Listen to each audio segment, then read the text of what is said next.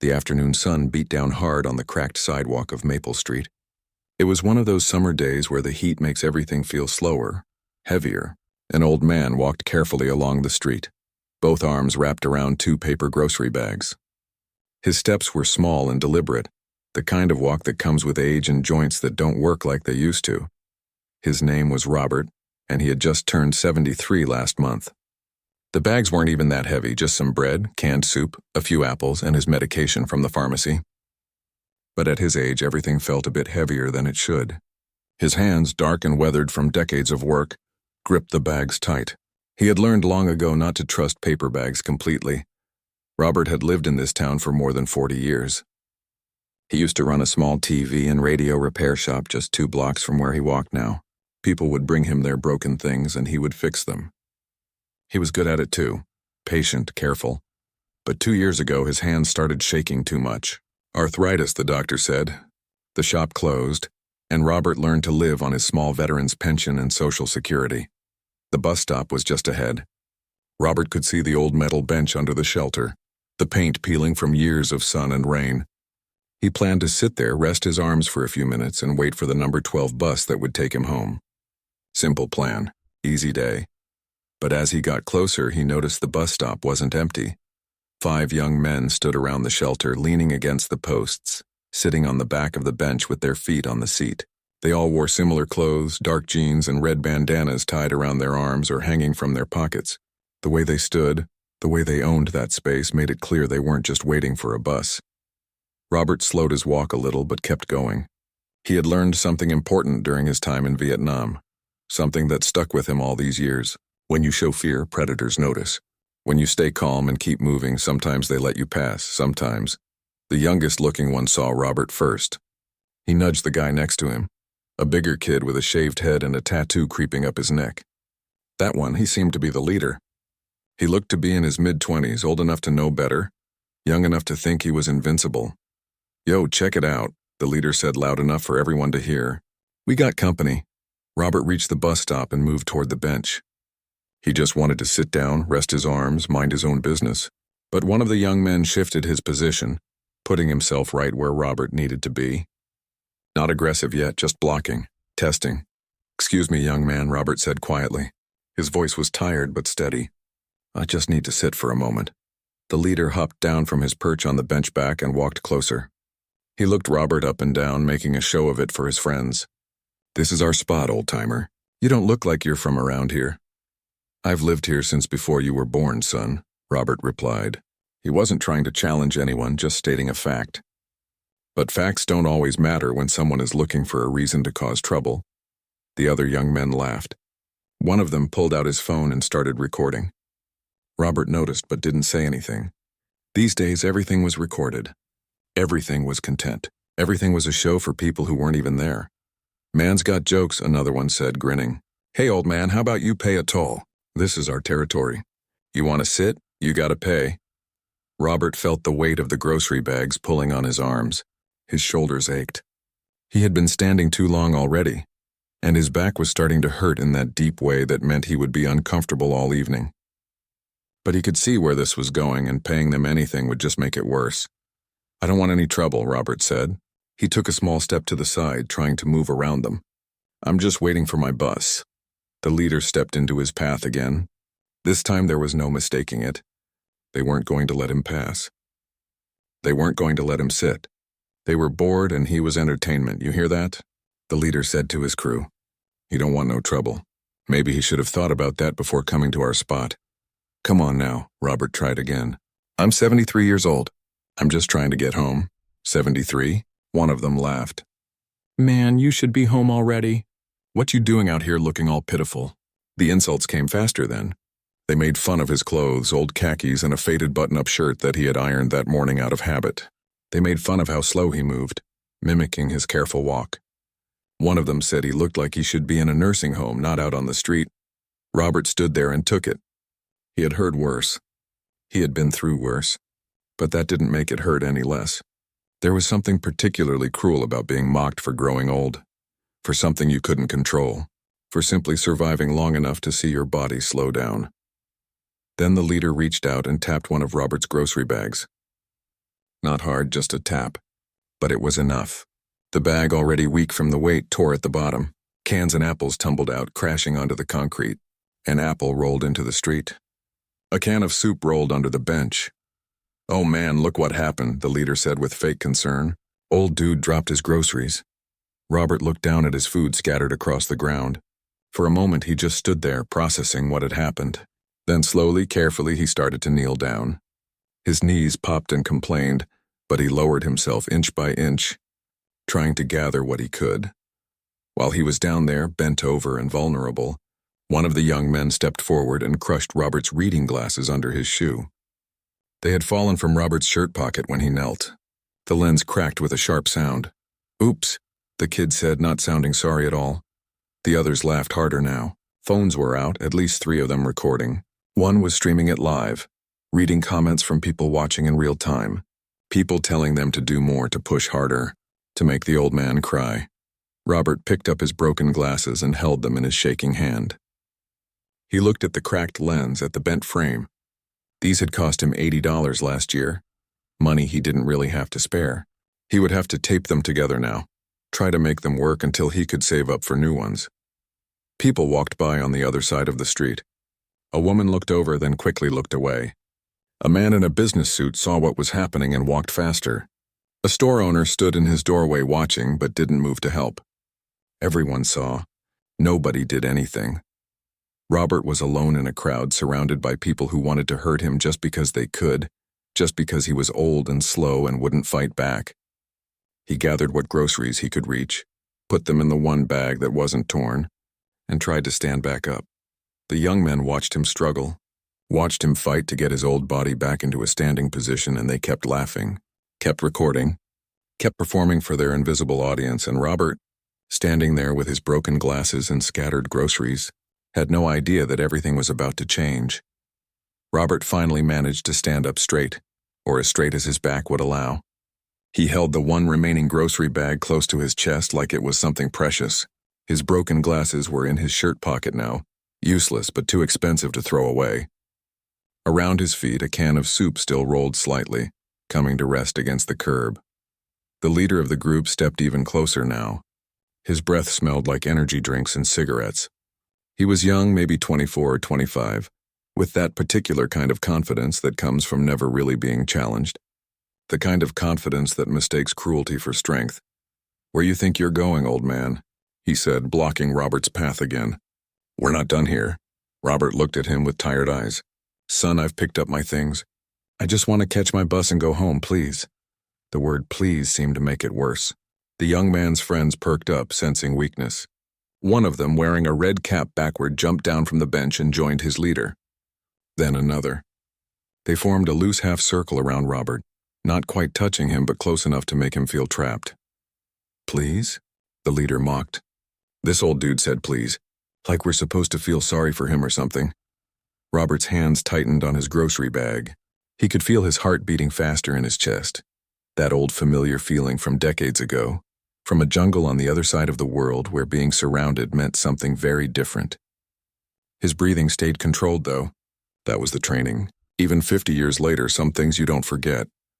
"I don't want trouble," Robert said again, his voice quieter this time.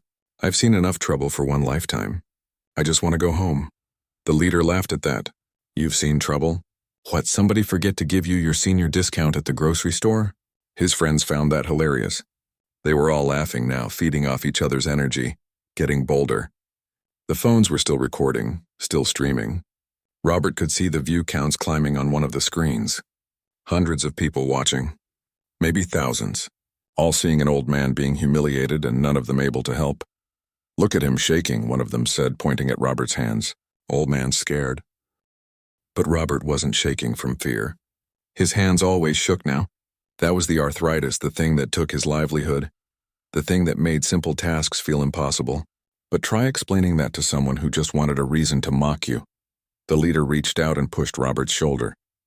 Not hard enough to make him fall, but hard enough to make him stumble back a step. Robert caught himself against the bus shelter, his free hand grabbing the metal post. Something changed in Robert's face then. Not anger exactly, more like a deep sadness mixed with something harder to define. He straightened himself up as much as his body would allow, and when he spoke, his voice had changed. It was still quiet, but there was steel in it now. "Young man," he said, looking the leader directly in the eyes, "I fought in a war before you were born. I've had friends die in my arms. I've seen what real violence looks like, and I've seen what it does to the people who use it. You think you're tough? You think pushing around an old man makes you strong?" For just a second, the leader looked uncertain, but his friends were watching and the phones were recording, and he couldn't back down now. Not in front of everyone. "Man, shut up with your war stories," he said, his voice a bit too loud. "Nobody cares about that old stuff. This is our time now. This is our street. And you're going to show some respect." "Respect?" Robert's eyebrows went up. "You want me to respect you for what?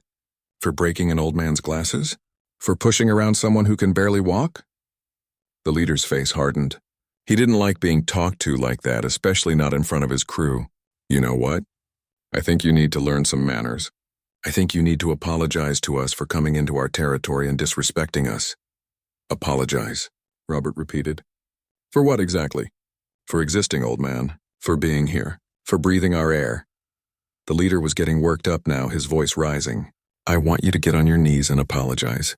Right here, right now. Then maybe we let you go." The other young men whooped and hollered at that. They thought it was a great idea. One of them started chanting, "Do it, do it, do it," and the others joined in. The phones caught all of it, every humiliating second. Robert stood there looking at them. His jaw was tight, his shoulders squared as much as they could be. He was tired. His back hurt. His arms ached from carrying those groceries. His broken glasses were in his pocket. He was 73 years old, and all he wanted was to sit down and wait for his bus. But he wasn't going to kneel. "No," he said simply. The leader blinked. "What did you just say?" "I said no. I won't kneel. Not for you, not for anyone." The crowd of young men went quiet for a moment. The leader's face flushed red. He wasn't used to being told no, especially not by someone who should have been easy to intimidate. He stepped forward right into Robert's space. "Old man, you're making a big mistake." Robert reached into his pocket slowly, and all 5 young men tensed up, but he just pulled out his old leather wallet, worn smooth from decades in his back pocket. He opened it carefully with his shaking hands and pulled out a photograph. It was old, the colors slightly faded, but you could still make out what it showed. A young soldier in military uniform standing at attention. The uniform was crisp, the posture perfect. The soldier looked strong, capable, proud. "This is my son," Robert said, holding up the photo. His voice was softer now, almost sad. "He learned about respect the hard way. He learned about honor and duty and what it means to protect people who can't protect themselves. I raised him to be a good man, a strong man. Not the kind of strong that comes from hurting people weaker than you, but the kind that comes from standing up for what's right." The leader snatched the photo from Robert's hand. He looked at it and laughed. "Yeah? Where's your hero son now, huh? Where is he when his daddy's getting pushed around? Maybe he don't care about you as much as you think." He showed the photo to his friends, and they all laughed too. One of them made a joke about the uniform. Another said something crude about soldiers. They were performing now, showing off for their invisible audience. Robert's wallet slipped from his shaking hands and fell to the ground. The contents spilled out, a few dollar bills, an old grocery store card, another photo of his late wife. The young men stepped over it all, not caring. "Your son ain't here," the leader said, getting in Robert's face. "Nobody's here to save you. So you're going to apologize or things are going to get worse for you." Robert looked at the photo in the young man's hand, at the image of his son in uniform. He thought about calling him, but his phone was at home. He thought about yelling for help, but everyone who walked by had already made it clear they weren't going to get involved. He thought about his options, and they all seemed bad. The leader was still talking, still threatening, still playing to his audience. His friends had formed a tighter circle around Robert now. The bus stop shelter felt like a cage. The afternoon sun beat down, making everything feel slow and dreamlike and wrong. And then, in the distance, something changed. It was just a sound at first. A low rumbling, like thunder, but not quite. It was steady, mechanical, growing louder by the second. Some of the people across the street turned their heads toward it. A woman stopped walking and looked down the main road. The young men didn't notice at first. They were too focused on Robert, too caught up in their game. But the sound kept growing, getting closer, impossible to ignore. The rumble became a roar. The roar became something that made the ground beneath their feet vibrate slightly. One of the young men finally turned his head toward the sound. "What is that?" he said. And then they appeared at the end of the street, coming around the corner in perfect formation, moving with mechanical precision. 3 military vehicles, heavy and imposing, painted in official colors. Behind them, 2 more trucks, larger ones. They were heading straight for the bus stop. The leader's grip on the photograph loosened slightly. His confident smirk started to fade. All 5 young men turned to watch as the vehicles approached, their engines making that distinctive military diesel sound that carries authority in every note. Robert looked up. His tired face changed, just a little, just enough. The lead vehicle slowed as it approached the bus stop. Then it stopped completely, right there in the middle of the street. The engine idled, powerful and patient, and then the door opened. The door of the lead vehicle swung open with a heavy metallic sound. For a moment, nobody moved. The 5 young men stood frozen, staring. Robert stood straighter somehow, despite his aching back. The crowd that had been walking by, ignoring everything, suddenly stopped to watch. A boot hit the pavement first. Military issue, polished to a shine. Then a leg in perfectly pressed uniform pants with a sharp crease down the front. And then the full figure emerged. He was tall, well over 6 feet, with broad shoulders that filled out his dress uniform perfectly. The uniform itself was decorated with ribbons and medals, the kind that told stories without words. On his shoulders sat the insignia of a lieutenant colonel. His face was serious, jaw set, eyes scanning the scene with the kind of focus that comes from years of training. This was Robert's son, Colonel David Washington, though nobody at the bus stop knew that yet. He had just come from a ceremony at the military base 15 miles outside of town, where he had received a commendation for his leadership during a recent deployment. The convoy was supposed to take him back to base, but he had asked his driver to detour through town so he could surprise his father with a visit. He hadn't expected to find this. David's eyes moved across the scene in seconds, taking in every detail. His father disheveled and surrounded, the broken glasses visible in his shirt pocket, the scattered items on the ground, the wallet and its contents spread across the pavement. The 5 young men with their phones out, one still holding a photograph that David recognized immediately because he had given it to his father years ago. His expression didn't change. He didn't need to shout or make threats. His presence alone shifted everything. The air itself felt different now, heavier, more serious. Behind him, the other vehicles had stopped in formation. Doors began opening. Soldiers emerged, some in combat fatigues, others in dress uniforms like their commanding officer. They moved with synchronized precision, forming up on the sidewalk. There were at least 20 of them, maybe more. They stood at attention, silent and disciplined. The young men at the bus stop had gone completely quiet. Their phones were still in their hands, still recording, but they had lowered them slightly. The leader, who had been so confident just moments ago, took a small step backward. David walked toward the bus stop with measured steps. Not rushing, not aggressive, just purposeful.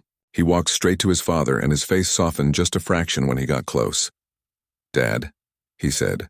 His voice was deep, carrying natural authority even in that single word. Robert looked up at his son, and for the first time since this whole thing started, his face showed relief. "David, you didn't have to come all this way." "Yes, I did," David replied. He placed a hand on his father's shoulder, a gesture of support and protection. Then he knelt down, his uniform pants touching the dirty pavement, and began gathering the items from his father's wallet. He picked up each thing carefully, the dollar bills, the photos, the cards, treating them with respect. He stood and handed the wallet back to Robert, who took it with shaking hands. Only then did David turn to face the 5 young men. The transformation in them was remarkable. The leader, who had been pushing and threatening just minutes ago, now stood with his hands at his sides, unsure what to do. His friends had backed up even further, creating distance. One of them had put his phone away entirely. David didn't speak right away. He just looked at them one by one, his eyes meeting theirs. It was the kind of look that made you examine your choices, the kind of look that saw right through whatever excuses you might have prepared. Finally, he spoke. "Gentlemen, I believe you have something that belongs to my father." His voice wasn't loud. He wasn't yelling or threatening. But there was something in the way he said it that made it clear this wasn't a request. It was a statement of fact, and the only question was how they were going to respond. The leader's hand, still holding the photograph, started to shake slightly. Not like Robert's arthritis shake, but the kind that comes from adrenaline and fear, and the sudden realization that you've made a terrible mistake.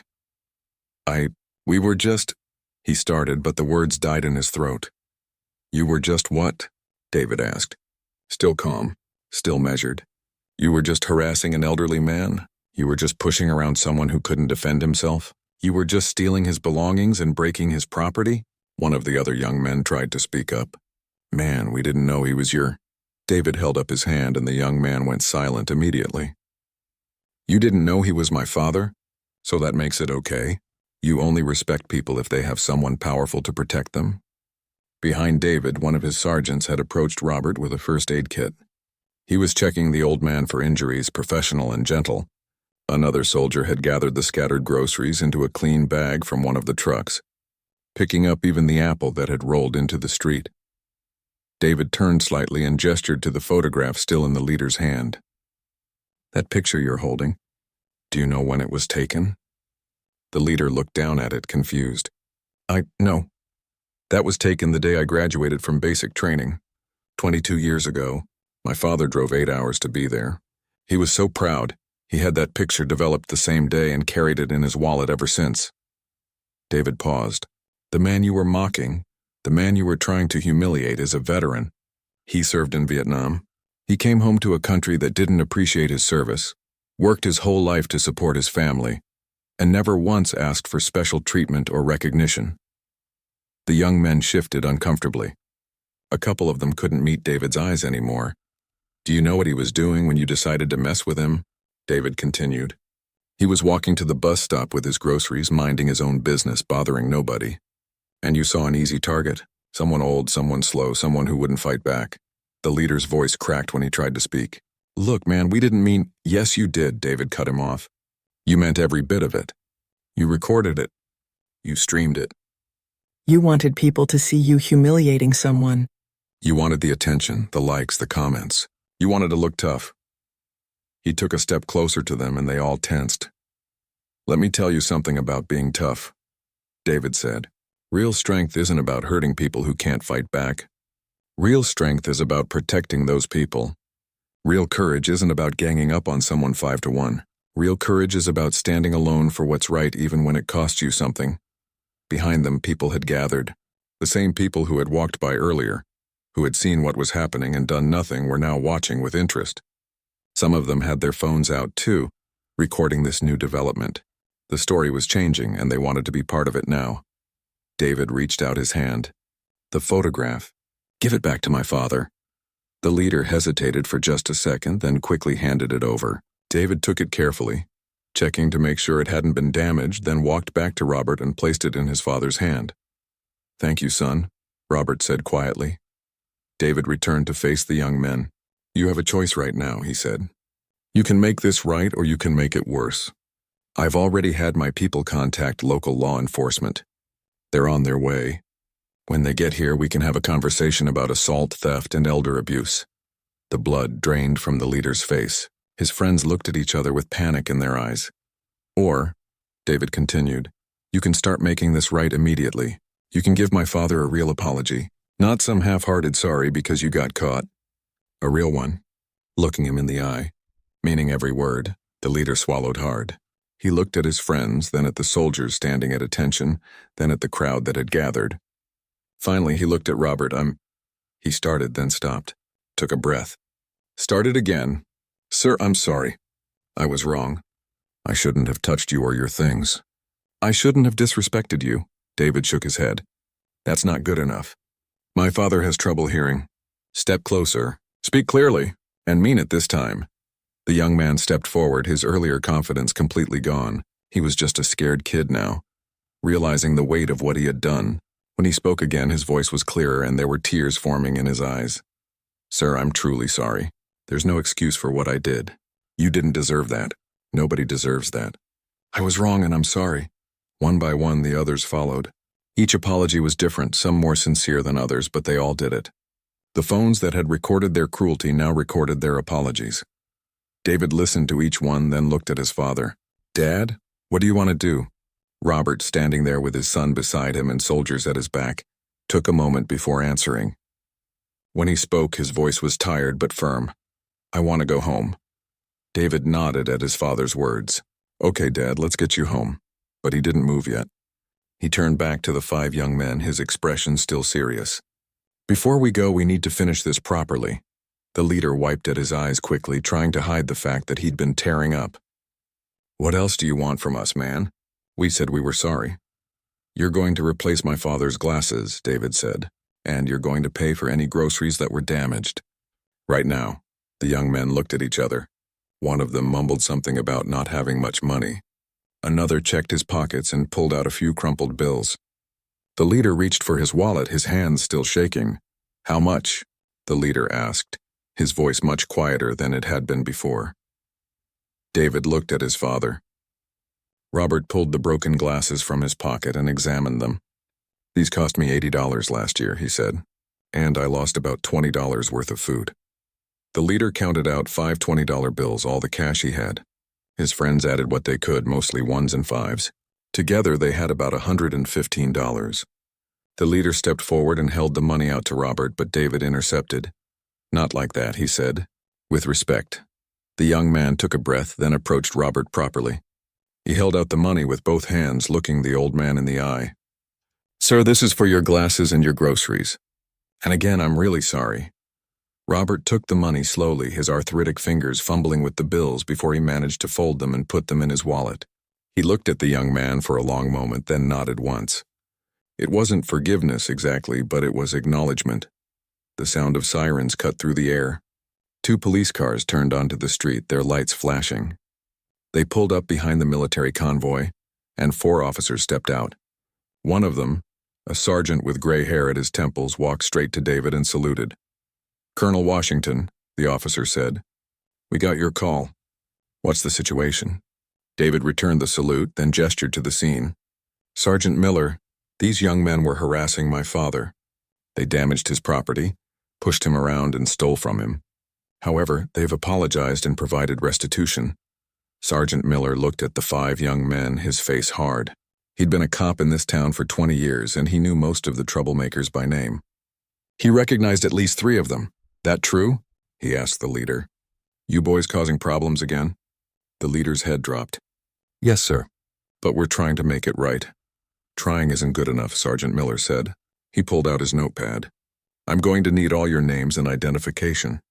While the officer collected their information, David walked his father over to one of the military vehicles.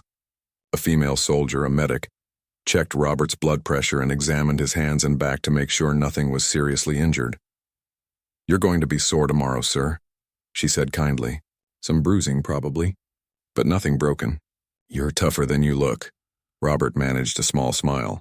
"Had a lot of practice." David stood next to his father, one hand on the old man's shoulder. "Dad, I'm sorry I wasn't here sooner." "You can't be everywhere, son. You have your own life, your own duties." "You're my duty too," David said firmly. "You're my father. That comes first." They stood there quietly while the police finished with the young men. Sergeant Miller walked over, his notepad closed. "Colonel, Mr. Washington, I need to ask what you want to do here. We can press charges for assault, theft, destruction of property, elder abuse. With the video evidence they recorded themselves, we'd have a solid case." Robert and David looked at each other. The father's eyes were tired, but there was something else there too. Not quite forgiveness, but maybe understanding. Or maybe just exhaustion from the whole ordeal. "What would happen to them?" Robert asked. "Jail time, probably," Sergeant Miller said, "especially with their records. A couple of them are already on probation. This would violate that." David watched his father's face carefully. "It's your call, Dad. Whatever you want to do, I'll support it." Robert was quiet for a long moment. He looked over at the 5 young men standing by the police cars. They looked scared now, really scared, not like when they were pushing him around and laughing. They looked like kids who suddenly realized that actions have consequences. "How old are they?" Robert asked. "Oldest is 25, Sergeant Miller said. Youngest just turned 20. Robert shook his head slowly. 20 years old. When I was 20, I was in Vietnam. I'd already seen friends die. I'd already learned what really matters in life. He paused. These boys haven't learned anything yet. That's not your responsibility to teach them, David said. Maybe not, Robert agreed. But sending them to jail isn't going to teach them either. It'll just make them harder, angrier. They'll come out worse than they went in. David studied his father's face. What are you saying, Dad? Robert looked at the young men again, then at his son. I'm saying maybe there's a better way. A harder way maybe, but a better one. Sergeant Miller raised his eyebrows. What did you have in mind? Robert thought for a moment, then spoke carefully. I know the Veterans Association is always looking for volunteers. Young people to help with the older vets who can't do everything themselves anymore. Yard work, repairs, grocery shopping, that kind of thing. David caught on to what his father was suggesting. A slow smile crossed his face, the first one since he'd arrived. Community service. 6 months, Robert said. Every Saturday and Sunday. They work with the Veterans Association helping old folks like me, people who served their country and now need a little help. Maybe they'll learn something. Maybe they won't, but at least they'll have the chance. Sergeant Miller looked skeptical. Mr. Washington, are you sure? These boys hurt you, humiliated you. I know what they did, Robert said. I was there. But I also know that revenge doesn't fix anything. It just makes more broken things. The sergeant looked at David. Colonel, you agree with this? David was quiet for a moment, looking at his father with something like awe. After everything that had happened, after all the disrespect and cruelty, his father was choosing mercy. Not weakness, but mercy. There was a difference. If it's what my father wants, David said finally, then yes. But I have conditions. He walked over to the 5 young men. They straightened up as he approached, fear and uncertainty written all over their faces. Here's how this is going to work, David said. You're going to spend the next 6 months volunteering with the Veterans Association. Every Saturday and Sunday, 8 hours each day. That's nearly 200 hours of service. You'll help elderly veterans with whatever they need. Yard work, home repairs, grocery shopping, doctor's appointments, whatever. The leader nodded quickly. Yes, sir. We'll do it. I'm not finished, David continued. You'll be supervised. The Veterans Association will report to Sergeant Miller every week on your attendance and attitude. If you miss a single day without a legitimate emergency, if you show up late, if you're disrespectful or lazy, the deal is off and you go straight to jail. Understood? Yes, sir, they all said almost in unison. Furthermore, David said, you're going to write letters of apology to my father. Real ones, not 2 sentences. I want you to explain what you did wrong, why it was wrong, and what you learned. And you're going to read them out loud to the Veterans Association at their next meeting. One of the younger ones looked like he might cry. In front of everyone? In front of everyone, David confirmed. You wanted an audience when you were humiliating my father. Now you'll have an audience when you apologize properly. Sergeant Miller was taking notes. I'll coordinate with Judge Henderson. She likes alternative sentencing for first-time offenders. Well, mostly first time, he added, looking at a couple of them. This should work, assuming they actually follow through. They'll follow through, David said, his voice carrying absolute authority. Because if they don't, I will personally make sure they face every single charge we can bring. And I have very good lawyers. The young men nodded vigorously. The leader spoke up, his voice shaky. Sir, we'll do it, all of it. I promise. David stared at him for a long moment. Don't promise me. Promise my father. All 5 of them turned to Robert, who was still sitting in the military vehicle with the medic nearby. They walked over slowly, respectfully this time. The leader spoke first. Sir, we promise we'll do the community service. All of it. And we'll do it right. We'll try to make up for what we did. Robert looked at each of them in turn. His face was unreadable, tired and sad, and maybe just a little bit hopeful. I hope you do, he said quietly. I really do. Because you're young enough to be better than what you showed me today. You're young enough to change, the leader nodded, not trusting himself to speak anymore. Sergeant Miller finished his paperwork and had each of the young men sign documents agreeing to the community service terms. He made it clear that this was a legal arrangement, and violation would result in immediate arrest. They all signed without hesitation. As the police cars drove away with the young men's information, David helped his father up from the vehicle. Ready to go home now, Dad? More than ready, Robert said. David guided his father to the lead vehicle. I'm riding with you. My second in command can take the convoy back to base. As they settled into the vehicle, Robert looked at his son. You didn't have to do all this. Yes, David said, starting the engine. I did. 3 weeks had passed since that afternoon at the bus stop. Robert sat on his front porch in an old wooden rocking chair, a glass of sweet tea sweating in the summer heat beside him. His new glasses, paid for with the money the young men had given him, sat comfortably on his nose as he read the newspaper. The bruises on his shoulder had faded to yellow, then disappeared completely. The sound of a lawnmower broke through the quiet morning. Robert looked up to see someone pushing his old mower across the front yard, cutting neat lines in the grass that had gotten too long for Robert to handle himself. The person doing the mowing was the leader of the group from that day, the one who had pushed him, who had broken his glasses. His name was Tyler, Robert had learned. 25 years old, high school dropout, no job, living with his grandmother. He'd been in and out of trouble since he was 16, but right now he was just a young man sweating in the morning sun, trying to cut an old man's grass properly. Robert watched him work for a while. Tyler was being thorough, he noticed, not just running the mower over the grass once, but actually taking his time, edging along the walkway, making sure he didn't miss any spots. He was trying. That was something. When Tyler finished, he pushed the mower back to the shed and put it away carefully. He wiped the sweat from his face with his shirt and walked up to the porch. "Morning, Mr. Washington," he said a little awkwardly. "Morning, Tyler," Robert replied. "Grass looks good." "Thank you, sir." Tyler stood there for a moment, not quite sure what to do with his hands. I also fixed that loose board on your steps. The third one. It was wobbling." Robert nodded. "Noticed that. Been meaning to get to it for months." "Thank you." An uncomfortable silence settled between them. This happened every time Tyler came by. The apologies had been said, the restitution had been made, but the weight of what had happened still hung in the air like humidity before a storm. "Can I ask you something, sir?" Tyler said finally. "Go ahead." "Why'd you do it?" Why didn't you just send us to jail? "We deserved it." "I deserved it." Robert took off his glasses and cleaned them with the edge of his shirt, taking his time before answering. "You want to sit down for this conversation?" Tyler hesitated, then sat on the porch steps, still keeping a respectful distance.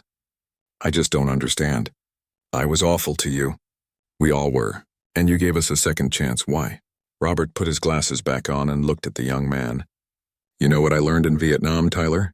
I learned that hate is easy, revenge is easy. What's hard is mercy.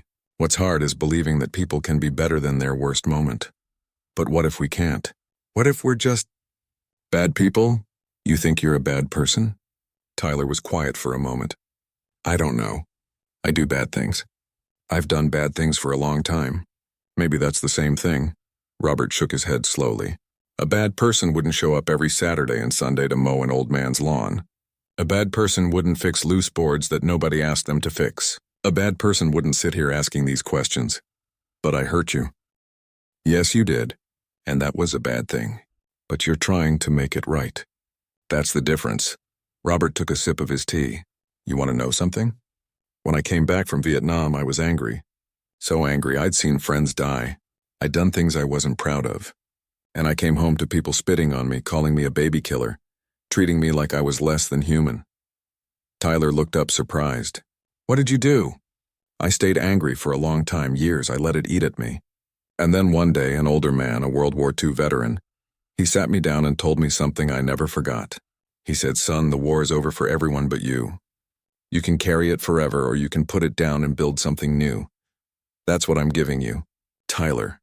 A chance to put down whatever you've been carrying and build something new.'" Tyler's eyes were wet, but he didn't wipe them this time. "I don't know if I know how. Nobody knows how at first. That's why we practice. That's why you're here every week, learning. Not just about mowing grass or fixing steps, but about showing up, about following through, about treating people with dignity." A car pulled up to the curb. 2 more of the young men from that day got out. They waved at Tyler and grabbed tools from the trunk. They were here to help paint Mrs. Chen's fence 3 houses down. She was 91 and couldn't do it herself anymore. "How are the others doing?" Robert asked.